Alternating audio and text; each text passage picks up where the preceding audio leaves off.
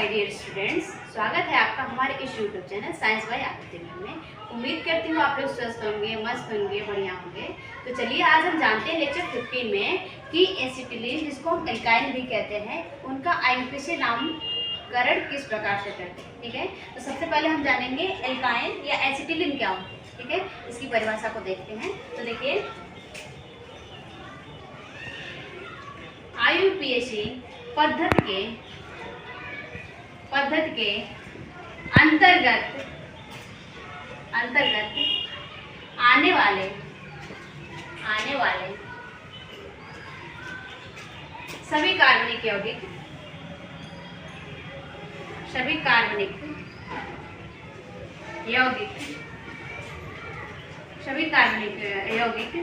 जिनमें दो कार्बन के मध्य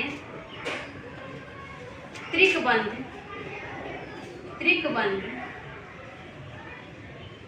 उपस्थित हो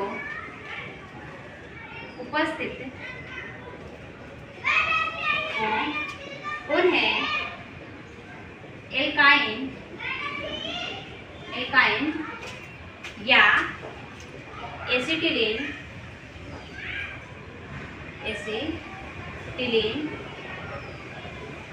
कहते हैं। ठीक है, यानी कि आईयूपीएसी पद्धति के अंतर्गत आने वाले वे सभी कार्बनिक यौगिक जिनमें दो कार्बन के, यानी कि केवल दो कार्बन के, ऐसे देखिए, दो कार्बन के, कितना हो कार्बन हो, लेकिन केवल दो ही कार्बन के मध्य क्या होंगे, आपको त्रिकबंध दिखाई देंगे। इनको हम क्या कहेंगे, एल्काइन कहते हैं। ठीक है, एसिटिलीन में कहते हैं। ठीक है, इनको हम असंतृप्त हाइड्रोकार्बन के नाम से भी जानते हैं। ठीक है, अब इसके फार्मूले की बात करें तो इसका फार्मूला क्या होता है, चलिए देखते हैं। और इसके फार्मूले की बात करें, इसके फार्मूले तो एल्काइन का फार्मूला क्या होता है, इसको एसिटिलीन कहते हैं। देखिए, CnH2n-2, यानी कि ये होता है इसका फार्मूला। और n बराबर क्या होता है, कार्बन परमाणु की संख्या। ठीक है, तो चलिए अब हम जानते हैं कि इसका रूल क्या है, एसिटिलीन का यानी कि एल्काइन का आईयूपीएसी नामकरण करने का नियम क्या है। ठीक है, तो देखिए, आपने पिछले लेक्चर में पढ़ा था कि एल्केन और एल्कीन का आईयूपीएसी नाम पद्धति किस प्रकार से करते हैं। तो आपको पता है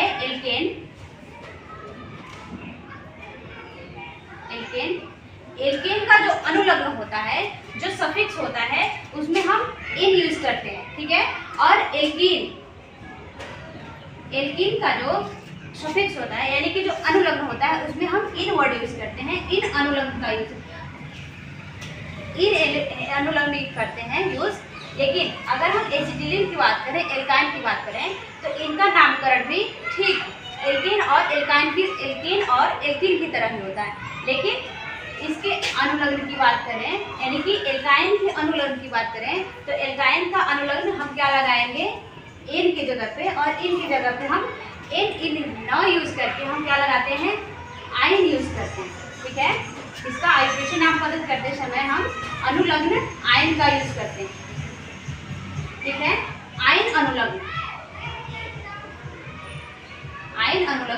का प्रयोग करते हैं। ठीक है, तो चलिए इस फार्मूले पे हम रखेंगे कार्बन की संख्या को और उसका हम आईयूपीएसी नामकरण किस प्रकार से करें। और देखिए, अगर n का वैल्यू हम 1 रखते हैं तो हमें क्या मिलेगा, तो देखिए n की वैल्यू हमने 1 रखा, C1H2 तो हमें क्या मिला, CH। ठीक है, यानी कि इस कार्बन और हाइड्रोजन के बीच क्या होगा, देखिए इसका आईयूपीएसी नामकरण, अगर इसके आईयूपीएसी नामकरण की बात करें तो क्या होगा, इसका मिथाइल। ठीक है, देखिए अगर CH की बात करें तो ये क्या होगा, अगर इसके साधारण नाम की बात करें तो ये क्या होगा, मीथेन होगा। लेकिन अगर हम इसका आईयूपीएसी नामकरण की बात करें, किसमें, एल्काइन में, तो इसका आईयूपीएसी नाम संभव नहीं है। ठीक है, क्योंकि इसमें हम देखिए, इसमें हम कार्बन ट्रिपल बॉन्ड नहीं पाए जाएंगे, इसलिए इसका आईयूपीएसी नाम पद्धति संभव नहीं। ठीक है, अगर हम n की वैल्यू 2 रखते हैं, ठीक है, अगर n की वैल्यू हम 2 रखेंगे तो क्या मिलेगा हमें, देखिए H2 इंटू 2 माइनस 2 क्या मिलेगा हमें C2H4 माइनस 2 क्या मिलेगा C2H2। ठीक है ना। तो देखिए अभी मैंने बताया था कि एल्काइन उसे कहते हैं जिसमें कार्बन कार्बन के मध्य यानी कि दो कार्बन के बीच हमें ट्रिपल बॉन्ड मिलेंगे, उसे हम एल्काइन कहते हैं या एसिटिलीन कहते हैं। ठीक है। तो देखिए हमें क्या मिला C2H2। इसका अगर हम आईयूपीएसी नामकरण की बात करें तो क्या हो जाएगा, सबसे पहले इसका हम अनुलग्न आयन यूज करते हैं YN। जो पहला रूल कहता है कि सबसे पहले हम प्रीफिक्स यूज करेंगे यानी कि पूर्व लग्न यूज करते हैं। और पूर्व लग्न में हम क्या देखते हैं कि कार्बन की संख्या कितनी है, तो आपको दिख रहा है कि यहाँ पे 2 कार्बन है। ठीक है ना। और 2 कार्बन के लिए आपको पता है हम क्या यूज करते हैं, तो हम यूज करते हैं 8। ठीक है, हम क्या यूज करते हैं 8। ठीक है। और जबकि इस कार्बन के मध्य 2 कार्बन के बीच में त्रिक बंध है, ट्रिपल बॉन्ड है, उसके लिए हम अनुलग्न लगाते हैं आयन। क्या लगाते हैं आयन। तो इसका आईयूपीएसी नामकरण हो जाएगा इथाइन। क्या हो जाएगा इथाइन। ठीक है। अब जब हम N की वैल्यू 2 रखते हैं तब हमें क्या मिलेगा, 2 कार्बन का यौगिक मिलेगा जिसका आईयूपीएसी नाम होगा इथाइन। ठीक है। इस बार से हम N की वैल्यू हम 3 रखते हैं। ठीक है। देखिए तो हमें क्या मिलेगा C3H4।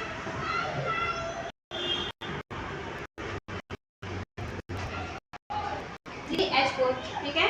तो देखिए क्या होगा,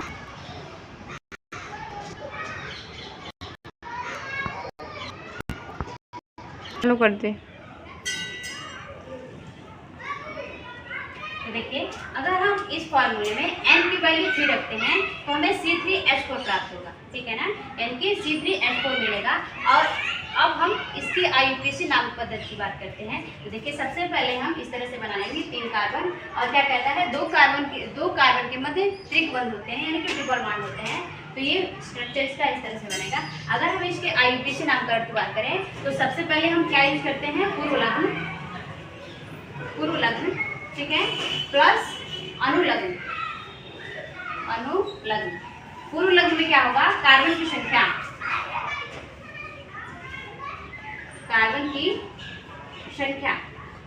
जितने कार्बन होंगे उनका नाम लिखेंगे। यानी कि पूर्व लग्न में जितने कार्बन होंगे उनका नाम लिखेंगे और अनुलग्न में इस बॉन्ड का नाम, बंध का नाम। ठीक है। इसको कहते हैं सफिक्स।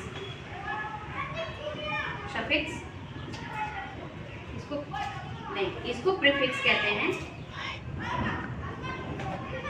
और इसको कहते हैं सफिक्स। ठीक है।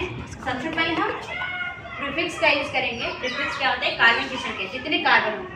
उसके बाद अनुलग्न, यानी कि अनुलग्न क्या होता है, बॉन्ड ने सिंगल बॉन्ड होगा तो N यूज करेंगे, डबल बॉन्ड होगा तो हम इन यूज करेंगे और ट्रिपल बॉन्ड होगा तो हम आयन का यूज करेंगे। लेकिन हम एल्काइन पढ़ रहे हैं इसलिए इसमें हम ट्रिपल बॉन्ड यानी कि एल्काइन का यूज करेंगे अनुलग्न के रूप। ठीक है। तो अगर इसके हम आईयूपीएसी नामकरण की बात करें तो देखिए 3 कार्बन है और 3 कार्बन के लिए मैंने आपको बता रखा है 3 कार्बन के लिए हम यूज करते हैं प्रोप। क्या यूज करते हैं प्रोप। ठीक है। और इसमें क्या है, ट्रिपल बॉन्ड है तो हम अनुलग्न क्या लगाएंगे आयन। क्या लगाएंगे आयन। क्या हो जाएगा प्रो प्लस आयन, क्या हो जाएगा प्रोपाइन। ठीक है। तो इस 3 कार्बन यौगिक का आईयूपीएसी नाम क्या हो जाएगा, प्रोपाइन। ठीक है। अब देखिए नेक्स्ट देखते हैं N की वैल्यू अगर हम 4 रखें तो क्या होगा, देखिए उसका आईयूपीएसी नामकरण क्या होगा, तो C4H।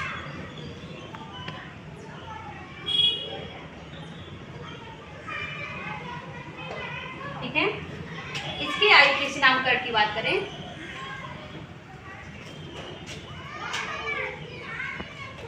तो देखिए अगर हम N की वैल्यू 4 रखते हैं,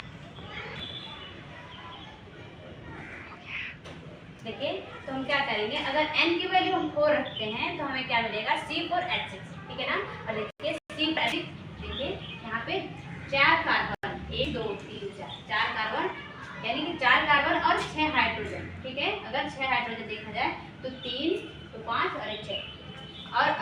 इसके आईयूपीएसी नामकरण की बात करते हैं तो क्या होगा, देखिए सबसे पहले क्या कहता है, हम पूर्व लग्न लगाते हैं। पूर्व लग्न का हम यूज करते हैं। पूर्व लग्न मतलब क्या, हम कार्बन की संख्या का नामकरण, कार्बन की संख्या को लिखते हैं, ठीक है ना। 4 कार्बन है तो 4 कार्बन के लिए कार्बन का नाम क्या होगा, पूर्व लग्न क्या होगा, तो ब्यूट, क्या होगा, ब्यूट।